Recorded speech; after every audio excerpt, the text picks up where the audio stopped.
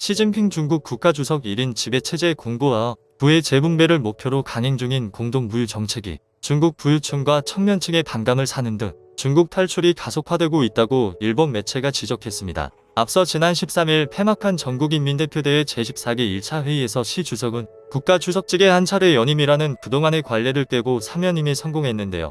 지난해 10월 제20차 중국 공산당 전국대표대회에서 당 총석이 직과 당 중앙군사위원회 주석직의 사면임을 확정한 데이어 이번엔 국가주석직 사면임을 공식화한 셈입니다. 시 주석은 전인대 폐막식 연설에서 지난 2021년부터 줄곧 강조해온 공동부유 정책을 앞으로 더욱 진전시켜 나갈 것이라는 방침도 거듭 밝혔습니다. 하지만 이 같은 중국 내부 상황에 대해 일본 매체 니시니폰 신문은 21일 중국의 일부 부유층과 젊은 세대 사이에서는 시 주석에게 권력이 집중되는 일극 체제에 대한 우려와 제로 코로나 정책으로 커진 중국 정부에 대한 불신과 불만이 깔려 있다면서 이들 사이에서 해외 이민의 움직임이 가속화되고 있다고 분석했습니다. 이 매체는 그 근거로 지난 2021년 12월 제로 코로나 정책의 시행 이후 중국 현지 온라인상에서 이민과 유학이 인기 검색어 상위에 자주 등장하게 된 점을 꼽았는데요. 중국 최대 포털 사이트 바이두가 운영하는 인기 검색어 분석 사이트에 따르면 중국 최대 경제도시인 상하이시가 봉쇄된 지난해 초 유학의 검색 빈도수는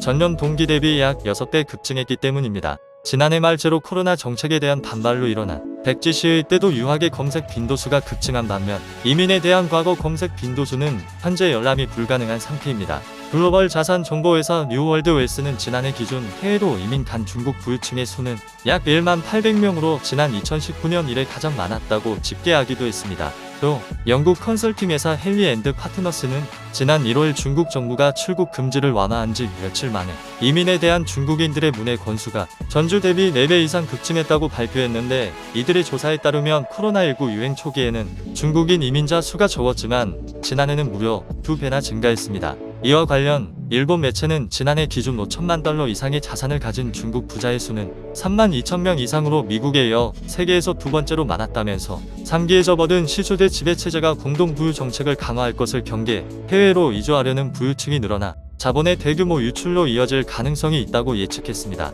이와 같이 중국의 잘못된 정책으로 세계 2위라고 불리는 중국이 점점 무너지고 있는 모습입니다.